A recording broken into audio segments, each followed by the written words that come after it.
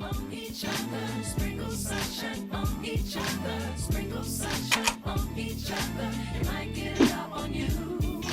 Sprinkle sunshine on each other. Ta-da! Hi, everybody. Miss Melissa here. And of course, I have Braden and Mia here as well to help us start Sunday school this morning. So we're going to start today by playing a little Would You Rather game. Okay? So please feel free to play at home too. So if you would rather do the first thing that I say, you're going to touch your nose. Okay? If you want to do the first thing, touch your nose. If you want to do the second thing, touch your ears. Okay. So question number 1. Would you rather be banned from all computer use for a year or not be allowed to eat any desserts or sweets for a year? What would you rather do? That's tough. The tough one. I think I would do this.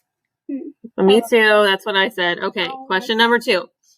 Would you rather be able to control the weather or be able to talk to animals? This one, I want to talk to animals. Okay, question number 3. Would you rather have bright blue teeth or bright blue hair? I think second one. I would have the second one. No. Man, if you do teeth, your teeth are gonna be like really ugly. Which one? Neither. Neither. Wait, hold on. Neither you just. No, you're supposed to pick one or the other. That's the rule of the game. All right, next one. So take that. Would you rather have one eye in the middle of your head, like a cyclops, or have 2 noses? I think I would have one eye. Okay. Because you could see like more. Okay, here we go. Would you rather be able to fly or able to read minds? I do this one. Okay. If you can read Here's our minds, you last could also one. read too much. Here's our last one. Would you rather have a very strict teacher but learn a lot, or have a really nice teacher but not learn much? All right. All right. Thank you. Thank you. See you later. So our last question leads us into our story for this week, which is all about teaching. And so when we think about the Bible, when we think about Sunday school, our ultimate teacher, of course, is Jesus. So keep that in mind as you watch our video that goes with our lesson. See you in a minute.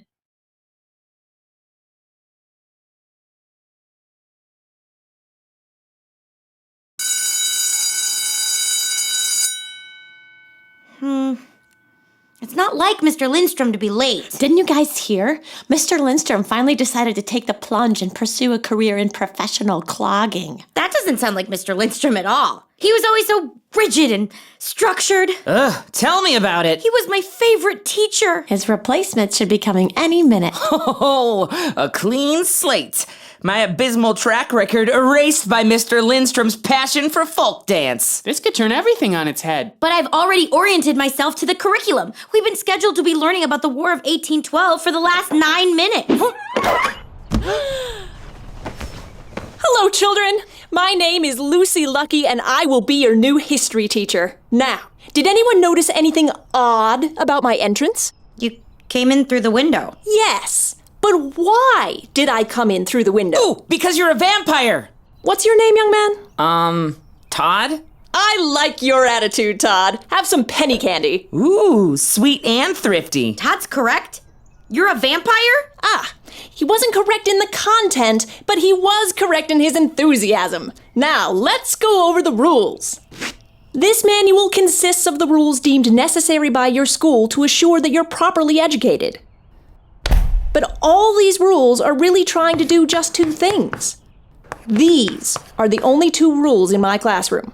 Wow, only 2 rules? And none of them concerning phone usage? All I ask is that you give 150% and you go overboard. I want you to take risks. You had me at overboard, but I have to warn you, I'm not the best at learning. My theory is that I have holes in my brain. It's because what you're learning isn't capturing your imagination. You have to find out what inspires you. Then those brain holes will be like a net. That's all well and good, Miss Lucky, but we have a statewide test next Tuesday we're supposed to be studying for. Oh, your teacher left me the test curriculum. Miss Lucky! If I don't pass the statewide test, I won't be able to run for Senate. Becky, what year was the First Continental Congress? I don't know that. But you answered it correctly on last year's statewide test, don't you remember? Of course I don't remember. I already passed the test. Becky, is your heart really in rote memorization? What's the point of learning it if you're just gonna forget it immediately? Miss Lucky! You're up so high. How inspiring. You're dangerously close to the lights. Children! Unless you commit your heart and mind to what you're trying to learn, it's not worth anyone's time. Now, what are you passionate about learning? Typography. Great! Write it on the board. Joey? Ooh, dinosaurs! Fantastic! Up on the board! Miss Lucky's great, isn't she? Yeah, she's letting me do a report on bone hunters of the Old West. And I get to design a historical newspaper. I learned all the provinces of Canada. But what happens come test Tuesday, huh, guys? Then what? We'll be totally unprepared. Becky, I don't know if you heard me correctly. I learned all the provinces. But that isn't on the state test. I was so inspired that I started planning a trip to Canada to learn about the province's history and culture. That's enough. We need to rehearse the Sermon on the Mount. Everybody, get out your scripts.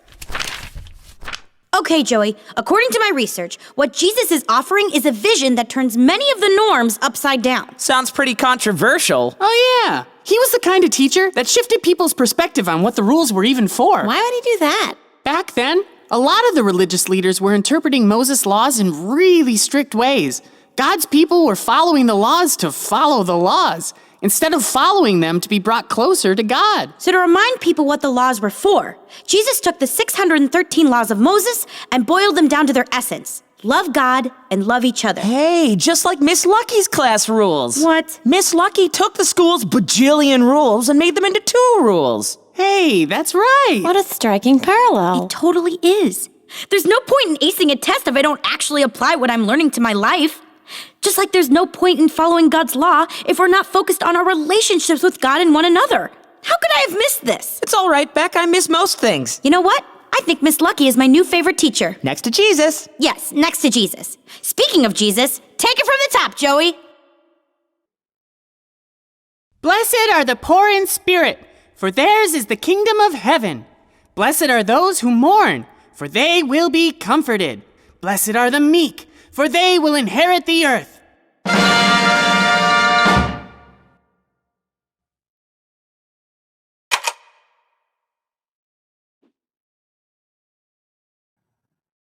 Hi, everybody. Miss Melissa back.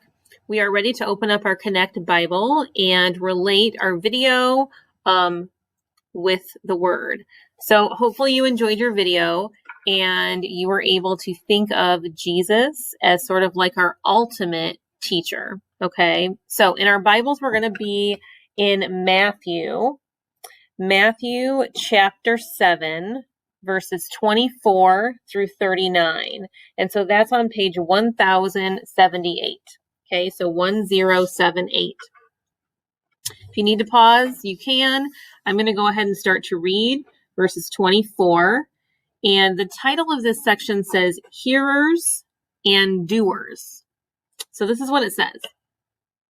Everyone then who hears these words of mine and acts on them will be like a wise man who built his house on rock.